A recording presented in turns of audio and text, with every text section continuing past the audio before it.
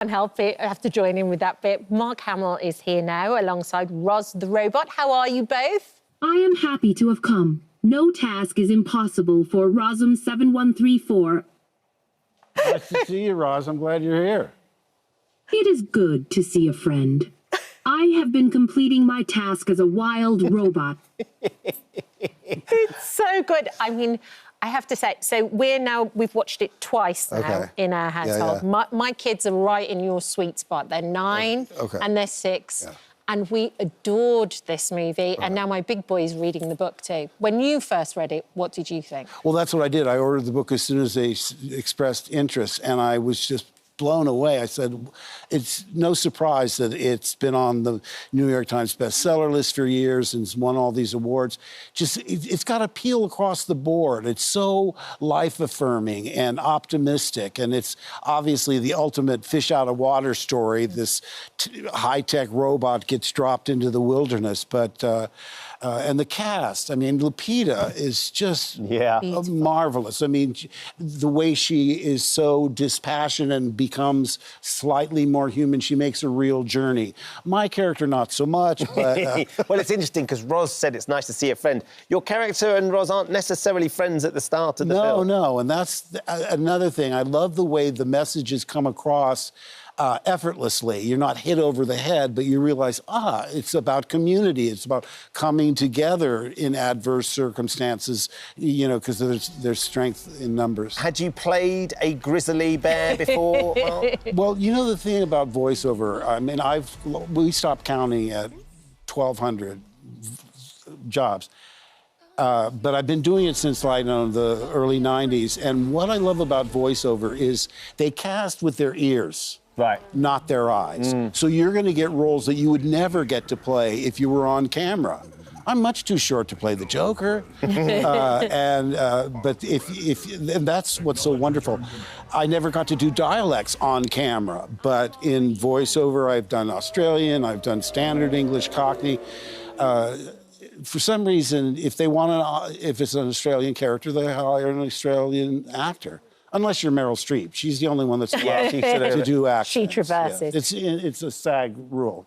And when you saw the movie for the first time, were you blown away? Because to me, it doesn't look like every other animation film that I've seen before. Well, I was really thrilled, because when I read the book, I thought, oh, if they can capture even 30% of the appeal, this is really going to be great. And the first time I saw footage is when I went in for my third session, and I saw footage of, oh, great, they've kept the illustration. It looks like a painting come to life. Yeah, it really does. So, yeah, it's just got a really original look to it. And you're talking about your children. I have much older children, especially the 2 older boys who are like, Dad, it's not for me. And all you have to do is see it. I mean, the revelation for me, because I'd seen it twice in a screening room. Then I got to see it with a live audience at the Toronto Film Festival. Yeah. And I'm telling you, having done theater, I can gauge audiences, and they were with us right from the start. Yeah. Laughed at all the right places. They were having a grand old time. And when the lights came up, there were a lot of people, you know, in tears. Oh, it's so moving. The whole thing is properly moving. I mean, I can cross having a classic animated film off my bucket list, and I'm just lucky to be even a small part of it. But you must, I mean, you as an actor, you love the ensemble of working with other actors and they're bouncing, and of course this is put together in a voiceover booth. Were you playing against the others, or was it just you and the animation? I was recorded separately. So I didn't even meet Pedro or Kid or any of them until we did an event in San Diego to promote it. So I met them all for the first time. And, you know, I'm used to working both ways.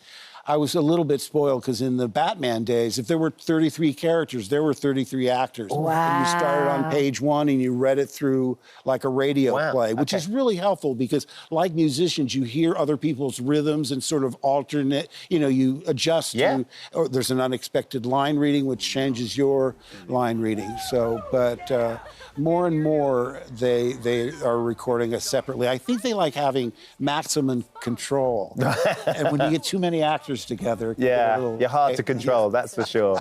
And do you still get people coming up to you and asking you to do bits of it, like the Joker laugh or... Well, with the Joker, in the beginning, even my friend said, that's not you, or they're treating your voice. Yeah. You go to the grocery store and people would demand that you do the voice, or you're in the airport, do the Joker.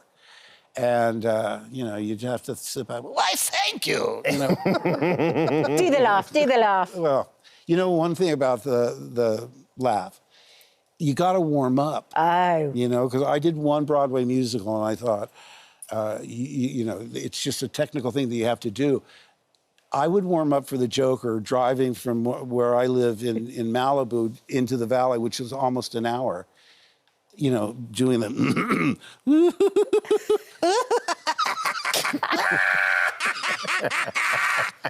Now, in Los Angeles, a single person in a car laughing hysterically, it's just another... It doesn't draw any attention whatsoever. But, you know, I made the mistake one time of not warming up, I don't know, for a matinee, and I learned the hard way, because I got really hoarse and we still had another show.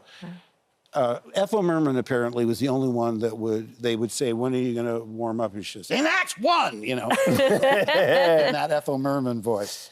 But yeah, I'm just, look, I'm not, Lupita should be here, but I'm just so pleased to be a part of something that is making people so happy. Yeah. It's the ultimate in escapism. Yeah.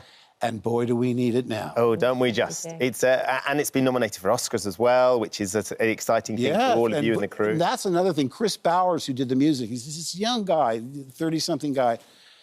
That's one thing that you couldn't get from the book. It's the music. Yeah.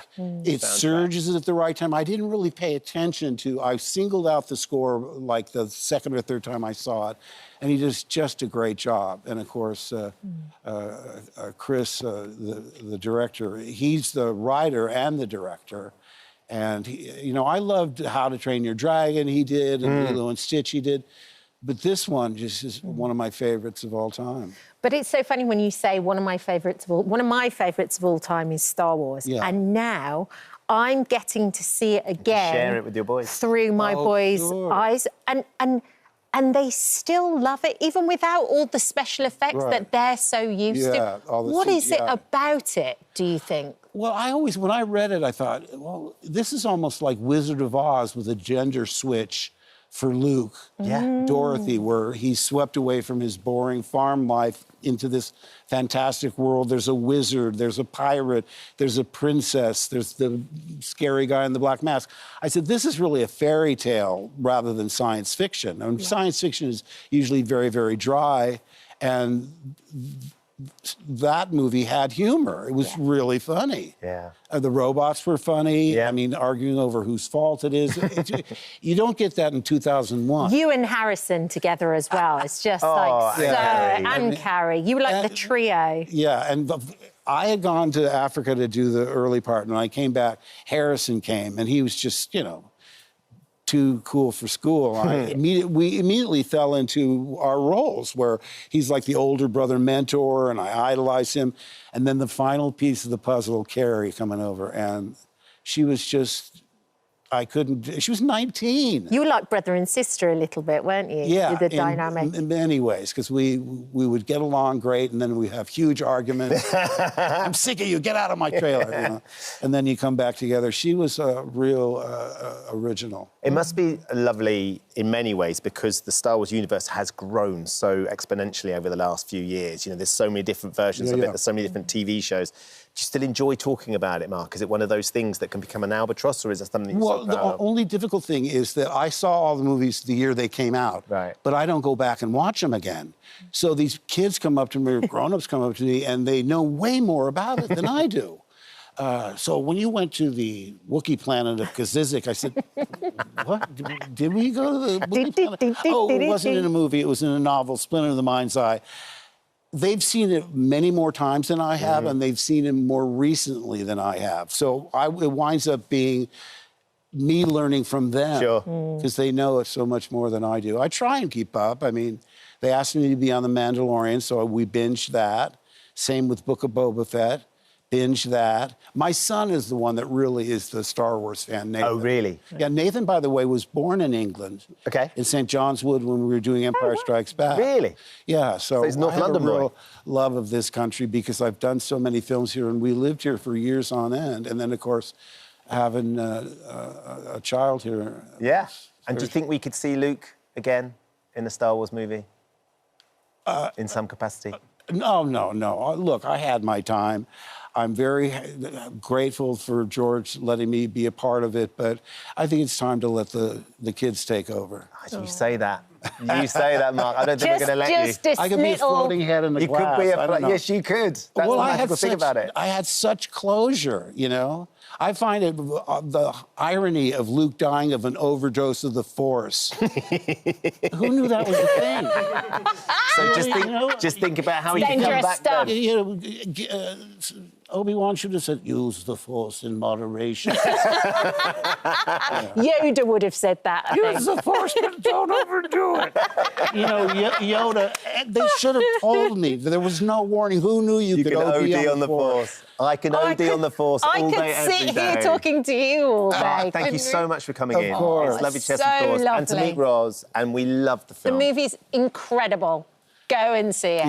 Yeah. I mean, it's hard to promote because it's hard to describe, but if you It's stunning. look at the trailer and have a good time. Won't be a dry eye in the house. Thank you. May the Force be with you, but not too much. In moderation. Moderation. Thank you for visiting our This Morning YouTube channel. We upload tons of new content every single day. So hit the subscribe button, like all the videos, and don't miss out. We'll see you in the morning.